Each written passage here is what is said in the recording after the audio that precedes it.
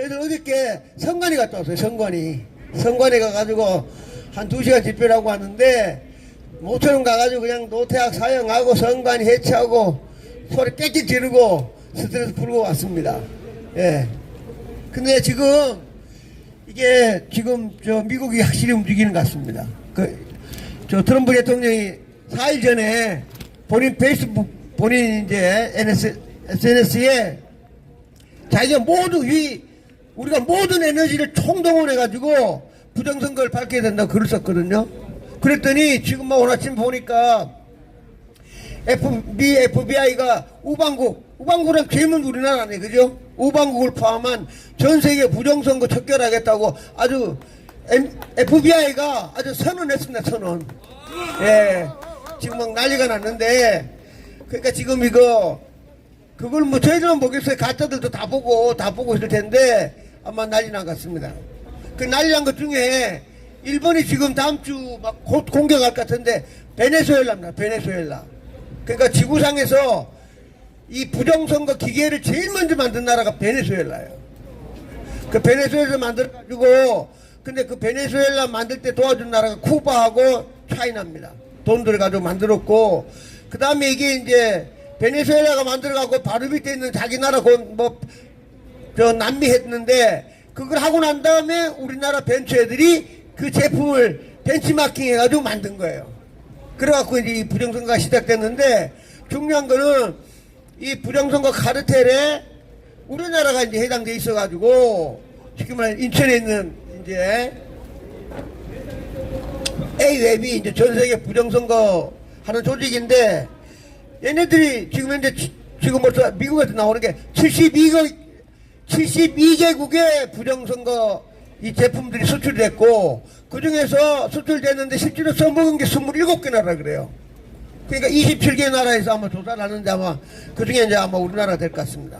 그래 제가 어저께 선관위 가서 연설을 할 때 뭘 얘기했냐면, 윤석열 대통령이 12월 3일 날 개헌문건을 선관위 안 보냈으면 대한민국이 부정선거 종주국이 되는 거예요. 숙주가 되는 거예요, 숙주. 그래 다행히 윤석열 대통령이 개헌문건을 보냈기 때문에 대한민국의 부정선거 숙주라는 게 이제 없어지고, 숙주가 누구냐? 중국 공산당이 돼버린 거예요. 그죠? 이거 안 했으면 대한민국 큰일 날 뻔했어요. 지금 또 이따가 나중에 지금 아마 트럼프 대통령이 이 부정선거 밝히려고 아마 시진핑하고 아마 사활을 걸고 아마 싸움할 것 같습니다. 지금 전쟁하는 중인데, 이게 왜냐하면 생각해보세요. 트럼프 대통령이 좌우지간에 CNN이고 뭐고 전 방송 통해가지고 중국이 부정선거 원흉이다. 그걸 만약 대통령 입에서 하던 CNN 방송 나가게 되면요, 아프리카 같이 못 사는 나라 있잖아요. 전 세계 특히 아프리카인데, 그 나라는요 폭동이 일어나가지고 그냥 못 사는 나라니까 그 수도에 있는 대사관에 불 지르고 쫓아내버리고 하면 이거 전 세계 난리 나는 겁니다. 그 중국 끝나는 거야. 그 말입니까? 전 세계 중국 사람들이 얼마나 많이 나가 있어. 거기 가가지고 그냥 좀 두드려 패면 어떻게 할 거야? 너 나라가 우리나라 대통령 바꿨다고? 그리고 두드려 패는데 뭐 방법이 있어? 그게 제일 무서운 거예요. 그래서 트럼프 대통령 한번 못하는 것 같은데, 좌우지간 이게 이제 부정선거가 트럼프 대통령이 직접 그 일렉션 프로드라고 딱 썼어요. 모든 에너지를 동원해서 부정선거를 밝힌다고 했기 때문에 FBI뿐만이 아니죠. 뭐 FBI, CIA 전 정보국 했고, 지금 가장 문제되는 게, 저는 말로만 갑자기 이름 생각이 안 나는데, 저 트럼프 대통령 비서실장이 있거든. 여자가 비서실장이에요. 근데 그 여자가 독신이라고 얘기를 들었는데, 그 여자가 트럼프 대통령한테 부정선거 없다고 했다는 여자라는 거야. 에? 그러니까 이게 이 부정선거 암흑 세력이, 더군다나 저 소로스니 뭐니 해갖고 돈이 무지무지하게 많잖아. 그죠? 미국에도 그 돈 많은 놈들이, 이놈들이 전부 다 FBI, CIA 국장이고 뭐고 돈을 다 매긴 거야. 그러니까 부정선거 없다고. 그러니까 지금 대통령 비서실장과 할머니가 아줌마한테 시집도 안 갔다는 얘기 들었었는데, 그 아줌마가 트럼프한테 부정선거 없다고 했다는 거야. 이게 도대체 이게 어떻게 된 거야 그러면. 그러니까 지난번에 FBI 국장부터 잡혔잖아요. 그러니까 전 세계적으로, 그러니까 우리나라 다 해당되는 거야. 정치인이고 뭐고 간에 하여튼 딥 세력이 부정선거로 전 세계 잡으려 했는 놈들이 돈을 가지고, 그 지금 이제 미 국무부도 저희들이 알고 있는 잠밀수 차관보가 가 있잖아요. 왜 가 있냐? 미 국무부 안에 또 이 돈 먹은 놈들이 다 많이 있는 거야. 자기들 내부 세력에. 그러니까 잠밀수를 트럼프 대통령이 박아놨다는 거예요. 그러니까 국무부 안에 부정선거 없다는 새끼를 다 없애버리고 잠밀수 네가 부정선거 있다 해가지고 지금 이제 전 세계 보고서 출하고 만든 게 그 잠밀수라는 거예요. 그러니까 이게 부정선거로, 그러니까 이게 부정선거 되면 탐정권이 없잖아요. 그냥 공산주의 그냥 간 거야. 그냥 수십 개 나라가 한꺼번에. 그래갖고 자기들끼리 아프리카 같은 경우는 제가 맨날 얘기하잖아요. 1대1로 가는 길에, 이게 1대1로 가는 길에 그 나라를 먹어야 되는데 제일 좋은 방법이 부정선거예요. 그러고 그 나라 야당 있잖아요. 키르기스탄도 마찬가지고 저도 원래 알지만 그 나라 야당 지도자 중국 애들 찾아가. 너 일로 와. 너 2년 있다가 대통령 시켜줄게. 에? 뭐라고요? 너 가만히 있어. 대통령 시켜줄게. 알겠습니다. 그 가만히 있다 보니까 이제 선거 때가 됐어. 그러니까 중국이 부정선거로 그 대통령을 만들어줬어. 만들고 나니까 금마가 쉐시하고 똑같은 거죠. 그 나라의 다이아몬드, 석유, 탄광, 모든 지하 자원을 그냥 중국이 다 가져가는 거예요. 그거를 미국의 CIA가 모르겠어요? 한 나라도 아니고 하나, 둘, 셋, 넷, 분명히 우파 대통령이 선거가 돼야 되는데 이놈 봐라. 이게 또 바뀌고 바뀌어. 그래 쭉 하다가 역추적 하다 보니까 대한민국 인천에 있는 A웹이 주인공이 된 거예요. 그 CIA가 왜 모르겠어요? 그 CIA가 왜 모르겠어요? 알고 보니까 이게 대한민국에, 그 다음에 뒤에 왕우닝이라는 시집하는 놈이 그 주인공이 딱 돼갖고 전 세계에 중국이 이제 돈도 옛날에 못 살았지만 지금 돈 많으니까 그 부정선거 원인인 걸 미국 사람들 알고 지금 제가 이제 토요일날 좀 발표할 텐데 다음 주 토요일날 그러면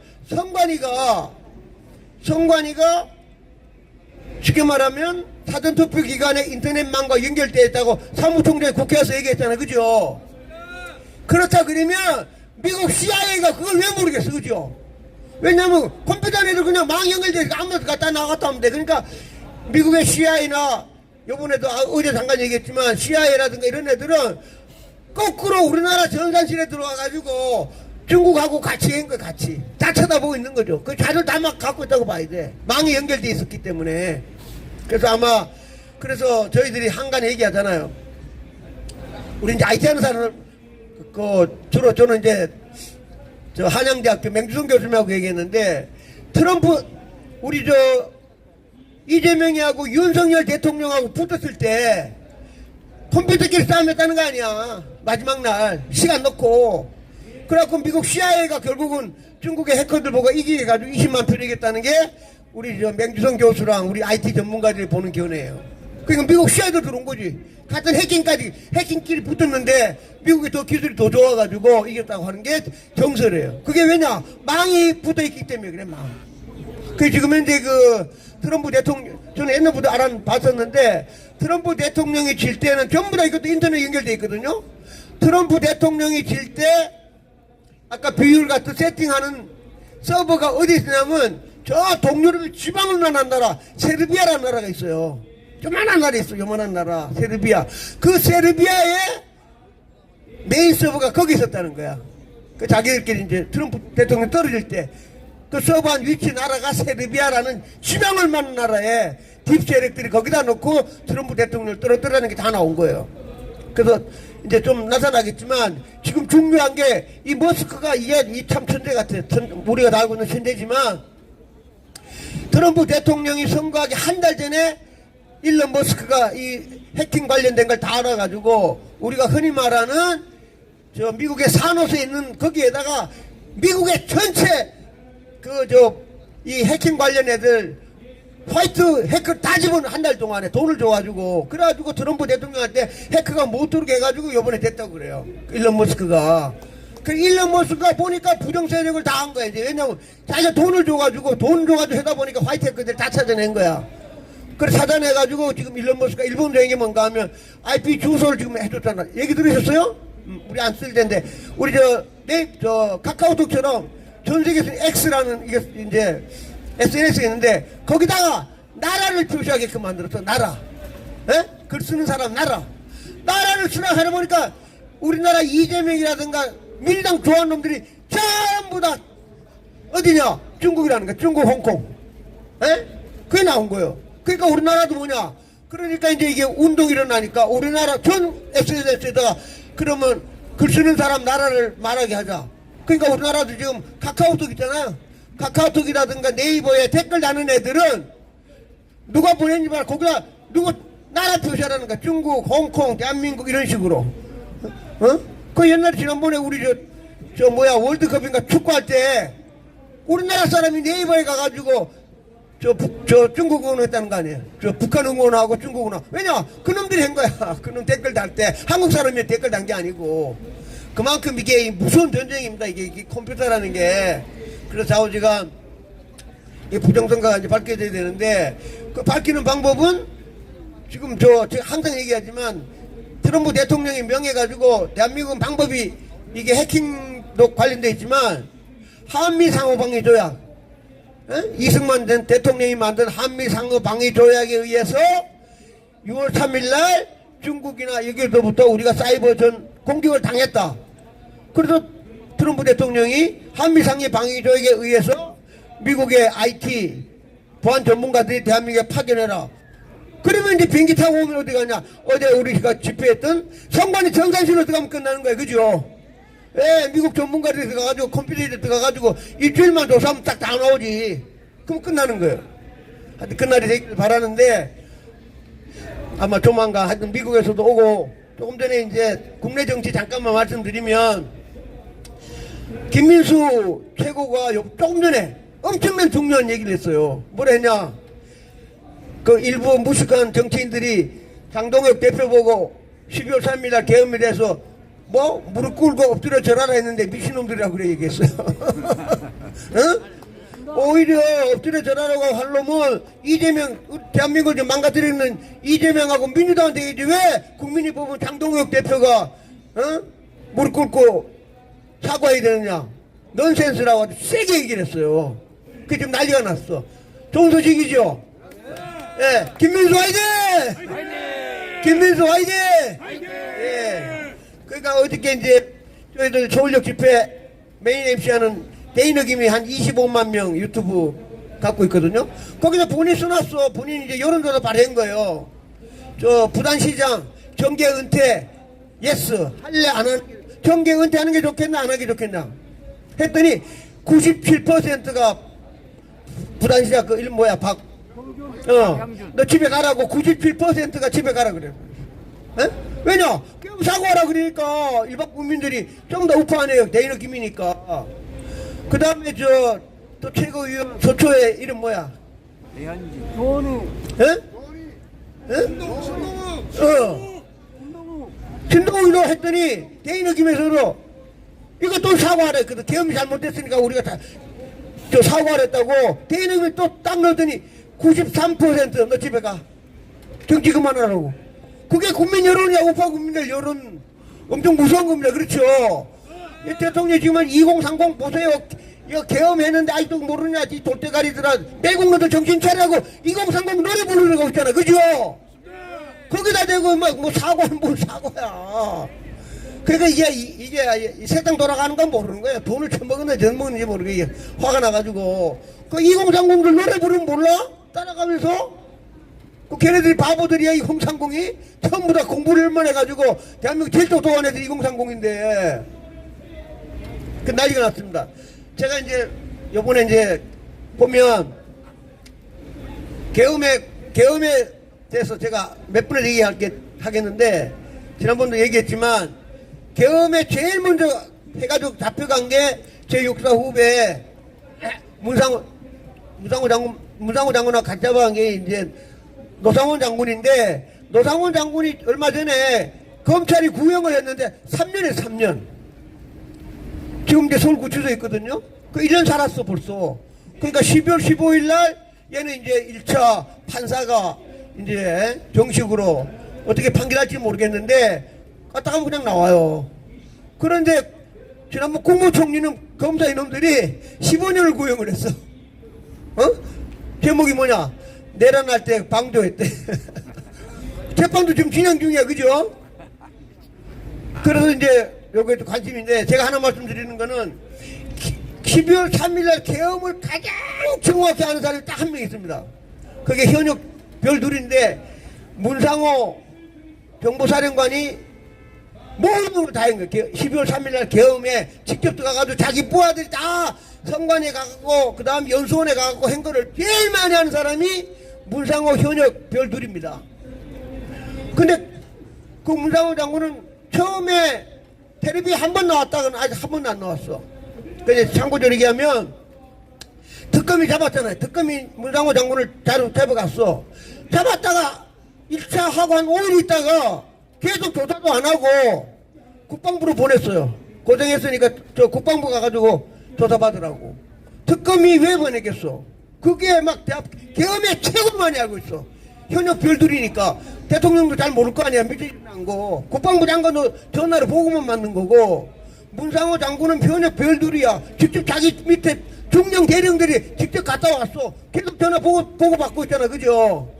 그 중요한 거는 특검이 이 중요한 거를 그 장군을 막 계속 해가지고 특검에 막 흔히 말하는 사형 무기징역 될 정도 추궁을 해야 되는데 한 5일 하다가 집에 보냈어요. 국방부로 가라고.